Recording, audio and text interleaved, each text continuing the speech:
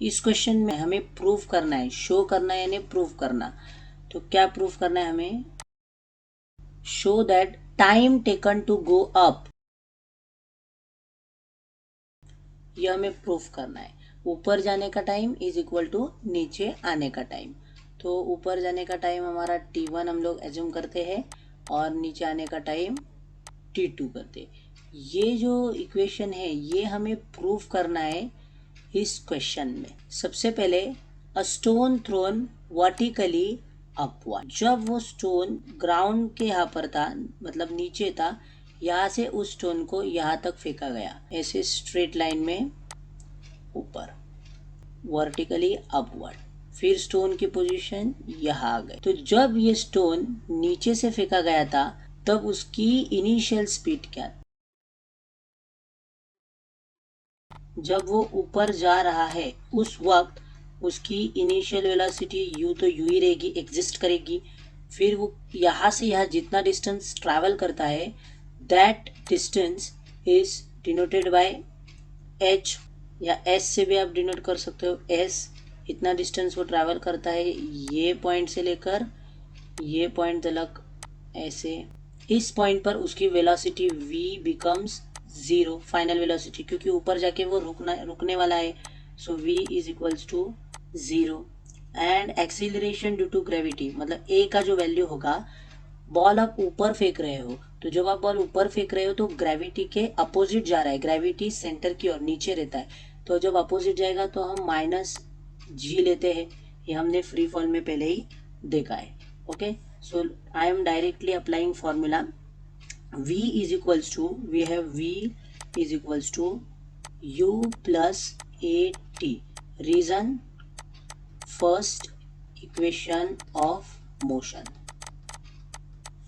Then v, what is the value of v here? 0 is equal to u, u का value u ही रहेगा, plus a का value minus g and t1। Why? क्योंकि ये ऊपर जाने का टाइम है, टाइम टू गो अब हमने एज्यूम किया है t1 है। Okay, so therefore will get 0 is equal to u plus minus minus gt1। Therefore minus gt उस तरफ ट्रांसफर कर दो प्लस gt, तो 0 प्लस gt इज इक्वल्स टू, यहाँ बचेगा u, और 0 प्लस जी टी तो सिर्फ आता है जी टी, जीरो में कुछ भी प्लस करेंगे तो वही आता है t1। यहाँ पर सब जगह पे t1 है, तो t1 का value therefore t1 is equal to, ये g वहाँ जाके डिवाइड हो जाएगा u डिवाइड बाई g, क्योंकि t1 के साथ वो मल्टीप्लाई था। ये आपको मिल गया इक्वेशन नंबर 1। तो इक्वेशन नंबर 1 में हमने क्या कैलकुलेट किया? t1, t1 means time required to go up, ऊपर जाने का टाइम। अब हमें कैलकुलेट करना है नीचे आने का time. Case number 2, when stone is coming down, अब वो नीचे आ रहा है ऊपर से। So here we will use formula s is equals to, ये सेम फॉर्मूला हम यूज नहीं करेंगे क्योंकि यहाँ पर हमारे पास फाइनल वेलोसिटी भी हमें निकालनी नहीं है, उसका कोई लेना देना नहीं है। इनिशियल वेलोसिटी तो हमारी जीरो है यहाँ पर, क्योंकि अब बॉल ऊपर से नीचे आ रहा है। अब बॉल का डायरेक्शन कैसा है?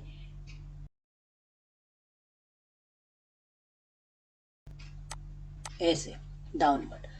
तो इस पॉइंट पे उसकी स्पीड हो जाएगी जीरो, तो वो जीरो थी तो वो अब बन जाएगी इनिशियल स्पीड जीरो, और फाइनल कुछ एग्जिस्ट होगी दैट वी डोंट नो, और एस डिस्टेंस तो उतना ही रहने वाला है। तो will use s is equals to U T, यहाँ पर t2 क्योंकि टाइम टू कम डाउन, नीचे आने का time, plus half a t2 square. So the reason is third equation of motion. S is equal to u, initial velocity कितनी थी? 0, plus half into, अब ball, अब स्टोन ऊपर से नीचे आ रहा है तो वो ग्रेविटी के डायरेक्शन में है। So therefore g will be positive, g t2 square. So s is equals to 0 into T2, 0 plus half G T2 square. Therefore S is equals to half G T2 square, क्योंकि 0 के साथ जो plus करते हैं वही answer आने वाला है. So say this is equation number. Now we know that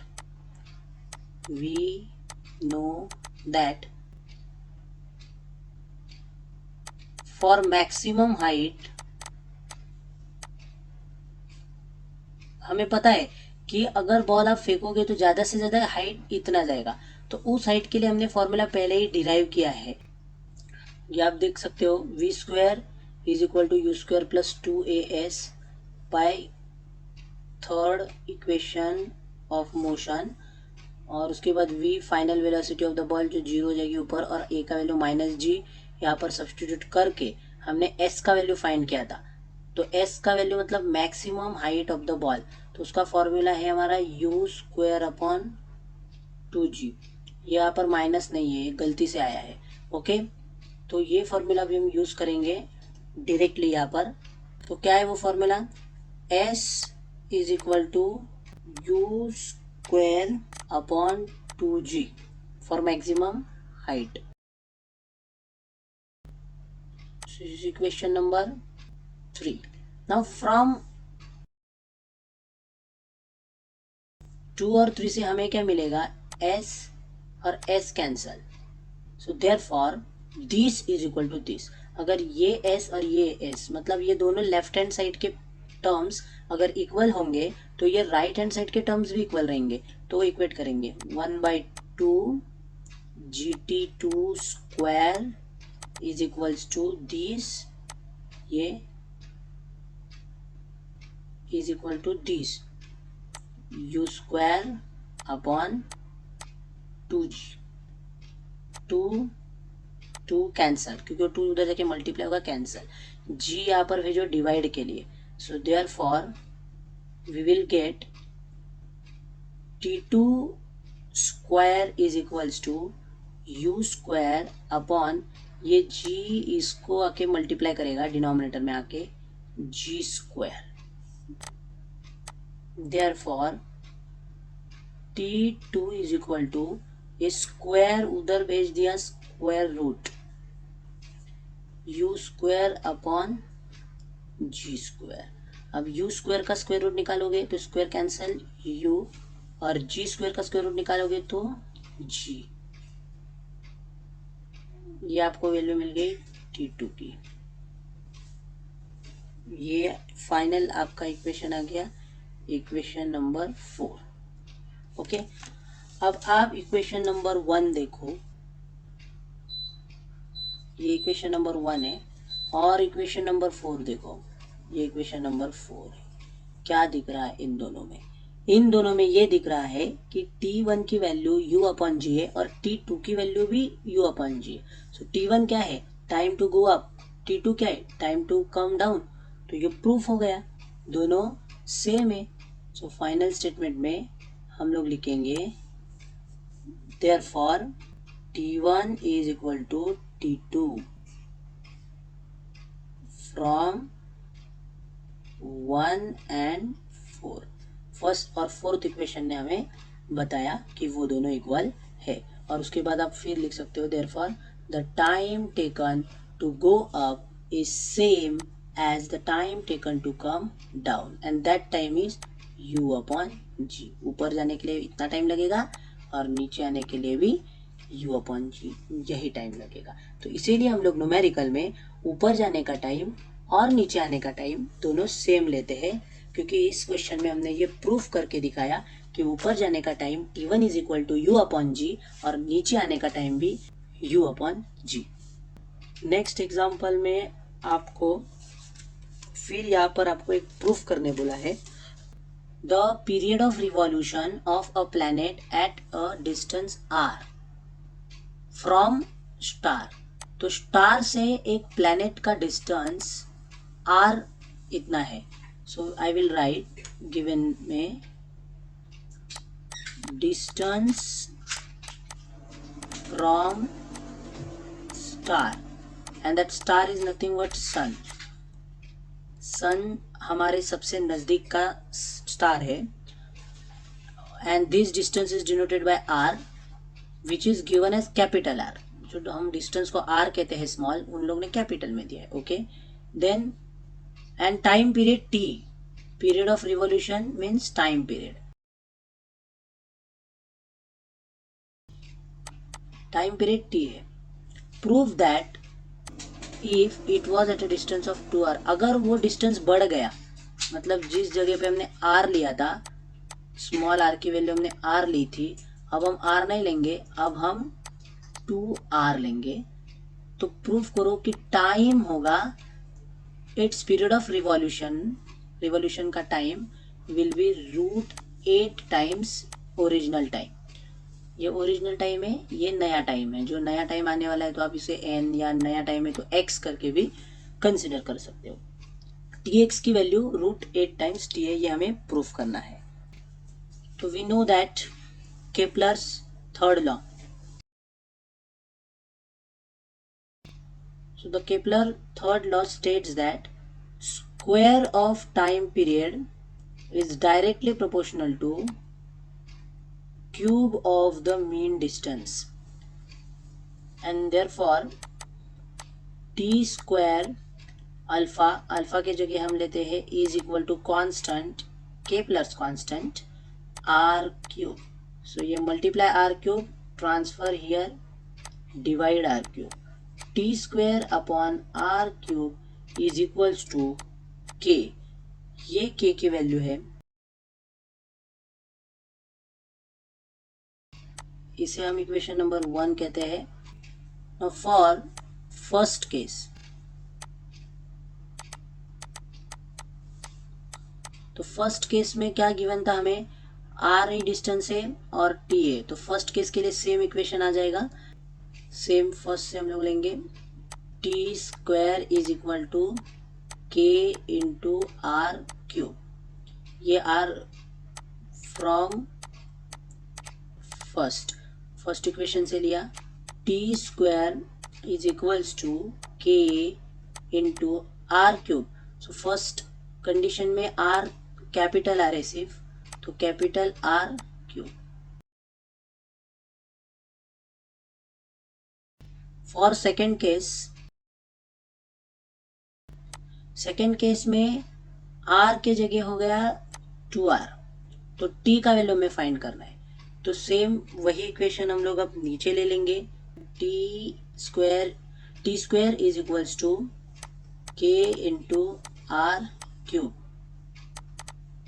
from 2, तो टी स्क्वायर मतलब टी एक्स स्क्वायर, क्योंकि अब हम सेकेंड केस में है, के इंटू आर क्यूब। अब आर कितना है 2r, तो 2r होल क्यूब, ये पूरा r है।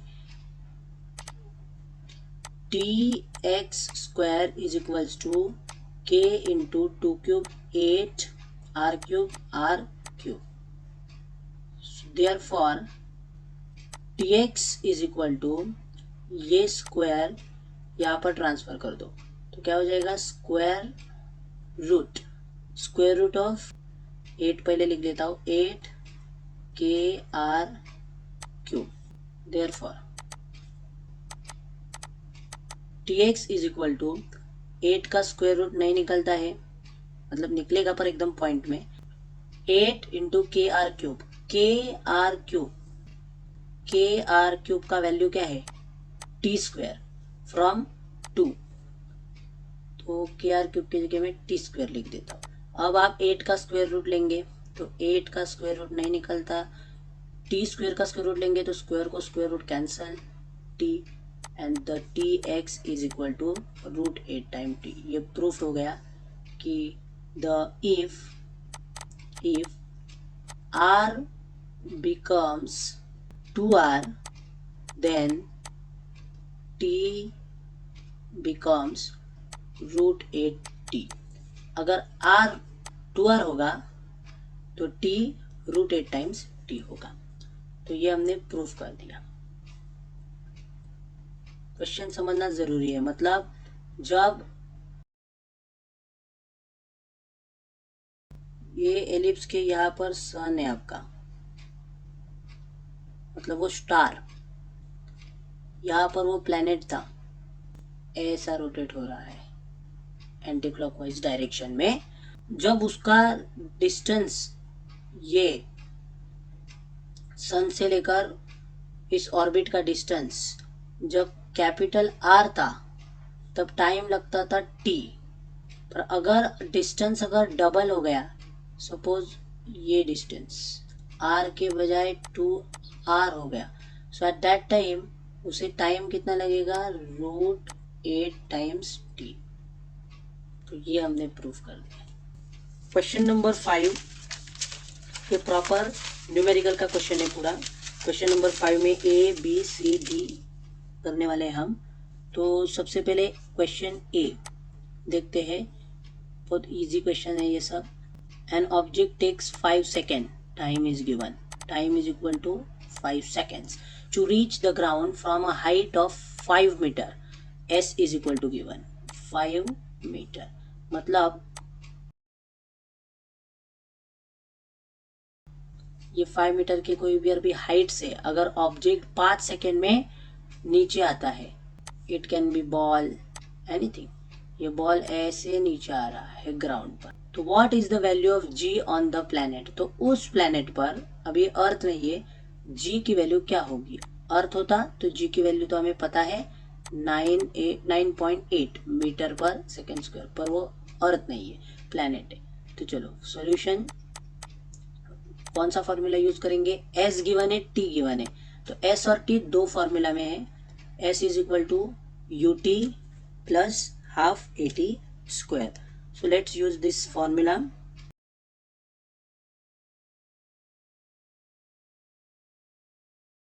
तो ए में गिवन क्या है, object takes 5 second, so time is given 5 second to reach the ground from a height of 5 metre. 5 metre के ऊंचाई से नीचे आने को उसे 5 सेकेंड लगते हैं। Distance is 5 metre on a planet, planet है कोई हमें नहीं पता। What is the value of G on the planet, तो स्मॉल जी का वैल्यू कितना रहेगा। तो इस हाइट पर से अगर कोई ऑब्जेक्ट ऐसे नीचे गिर रहा है तो उसे 5 सेकेंड लग रहे हैं, 5 मीटर से नीचे आ रहा है, तो जी की वैल्यू क्या है। So how to find value of g. हमारे पास ऐसा कौन सा इक्वेशन अवेलेबल है जिसमें एस है, तो हमारे पास फॉर्मूला है S is equals to U T plus half A T square. Reason, second equation of motion.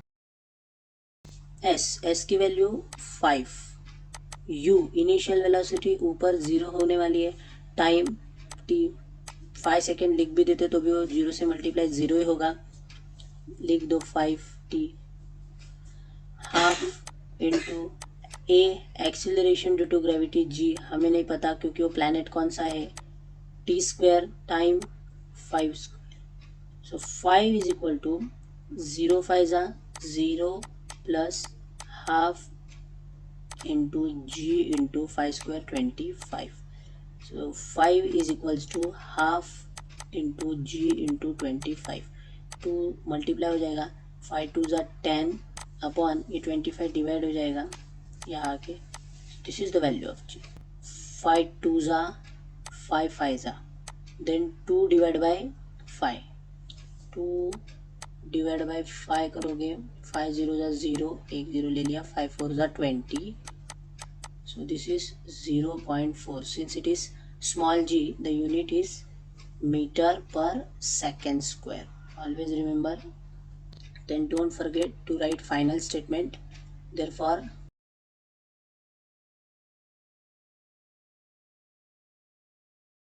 so B question में आपको गिवन क्या है, ये क्वेश्चन में कोई नंबर्स नहीं दिए हैं तो हमें इन टर्म्स ऑफ फाइंड करना है। The radius of planet A, मतलब radius of planet A R A is equal to half the radius of planet B, 1/2 of radius of planet B. ये फर्स्ट गिवन कंडीशन है। If the mass of A is M A, वो तो M A होगा, what must be the mass of B, हमें find क्या करना है, so that the value of G on B is half that of its value on A. A इस पर जितनी वैल्यू उसकी हाफ रहे। तो इन दोनों इक्वेशन में हमें एक छोटा सा सिंप्लीफिकेशन करना है। What is the value of R B, ये 2 को यहाँ पर ट्रांसफर कर दो, तो क्या हो जाएगा 2RA is equals to RB। This is equation number 1। G is equals to GM upon R square, ये हमारा फॉर्मूला है बेसिक। तो फॉर प्लैनेट ए, जी ए मतलब ए के लिए GMA upon RA square, mass of planet A, radius of planet A. GA क्यों नहीं लिखा, क्योंकि वो तो सब जगह पे सेम रहता है, तो किसी पर्टिकुलर प्लैनेट के लिए हम GA ऐसा नहीं लिखेंगे। उसके बाद से this is your equation number 2। Now similarly अब for planet B, GB is equals to capital G MB upon RB square.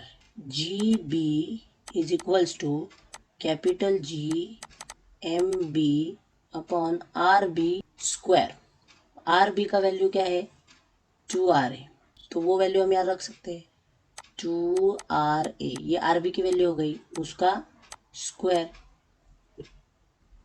अगर आप उसका स्क्वायर यहाँ पर ही कैलकुलेट करेंगे, GMB upon 2 square 4RA square.